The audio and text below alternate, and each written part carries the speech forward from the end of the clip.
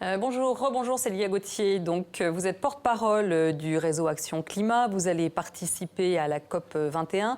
On vient de le voir, seuls 3% de la production d'énergie vient du solaire en France. C'est assez peu face aux Allemands et aux Espagnols, pour ne parler que d'eux. Pourquoi ce retard ? Alors, il faut savoir qu'en France, pendant très longtemps, on a eu ce verrou, ce blocage du nucléaire, puisque la France produit une grande partie de son électricité par le nucléaire. Mais maintenant que la loi de transition énergétique a été votée cet été, on peut avancer dans la bonne direction en France.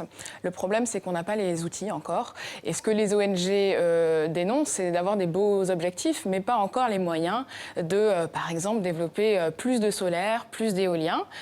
Donc, le réseau Action Climat a proposé 5 mesures pour que la France soit exemplaire avant la COP 21 et booster les énergies renouvelables, ça fait partie de ces mesures, notamment encourager ce type de coopérative ou d'initiative locale en France, sur tout le territoire français, mais aussi, comme je le disais plus tôt, développer les transports en commun, par exemple.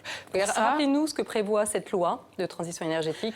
Alors, elle prévoit d'atteindre des objectifs relativement ambitieux en matière d'énergie renouvelable et de réduire les gaz à effet de serre et la consommation d'énergie en France. Mais pour ça, il faut qu'on puisse mettre en place les financements nécessaires.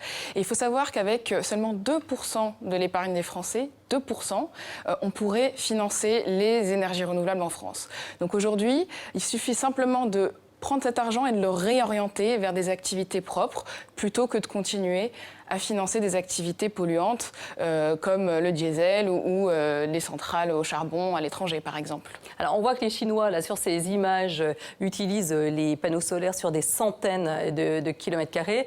Est-ce que ces méga projets ont une efficacité finalement plus grande ?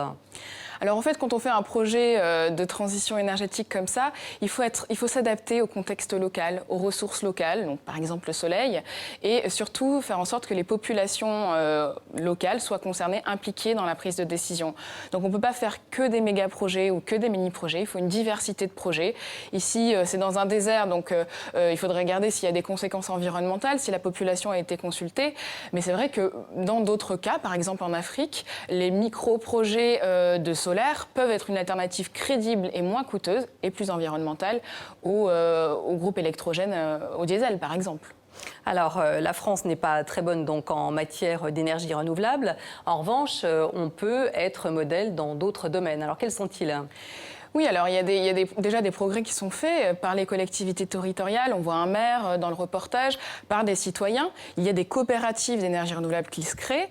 On peut aussi parler de certains exemples phares. Oui, il y a des exemples emblématiques dans des grandes villes. Dans des villes, parce que des élus se sont mobilisés.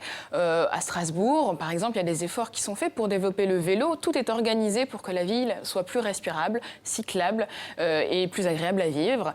Nantes, Grenoble sont déjà des villes en transition. Parce qu'il y a eu des initiatives citoyennes et locales qui ont été menées. Maintenant, il faut les répliquer à l'échelle de la France, du pays. C'est possible, à condition qu'on commence maintenant. On ne peut pas attendre de nombreuses années. Les scientifiques du GIEC nous le disent que pour lutter contre le changement climatique, on a à peu près 5 ans pour radicalement transformer notre façon de consommer et produire de l'énergie. Alors, est-ce qu'on a des chances que cette énième conférence sur le climat aboutisse à des décisions qui soient appliquées ? Il y aura probablement un accord à Paris, on peut en être quasiment certain. La question, c'est quel accord ? Et pour que cet accord soit appliqué et qu'il soit ambitieux et surtout efficace, il faut surtout que les gouvernements se mobilisent au niveau national et qu'ils nous donnent la preuve qu'ils prennent la question du changement climatique au sérieux. Et ça passe par la mobilisation des citoyens qui doivent pousser leur gouvernement à agir. Donc la COP 21, c'est un événement important pour le climat, mais ce n'est pas un événement suffisant. Ce sont les gouvernements nationaux qui doivent se mobiliser aujourd'hui. Alors, vous parliez des pays scandinaves qui peuvent servir également de modèle. Ah oui, alors dans les pays scandinaves, il y a beaucoup d'efforts qui sont faits sur le vélo, par exemple, mais également sur l'éolien, les énergies renouvelables. Après, ce sont des économies qui sont très riches. Tout n'est pas réplicable, mais on peut sans doute apprendre de ce qui se passe dans les pays scandinaves, mais aussi en Allemagne. Et là, ce scandale Volkswagen montre que l'Allemagne est bonne sur les énergies renouvelables, mais pas très bonne sur les grosses voitures et la pollution liée aux véhicules. Merci beaucoup Célia Gauthier pour cet éclairage, donc à 2 mois de la COP 21 à Paris. Merci.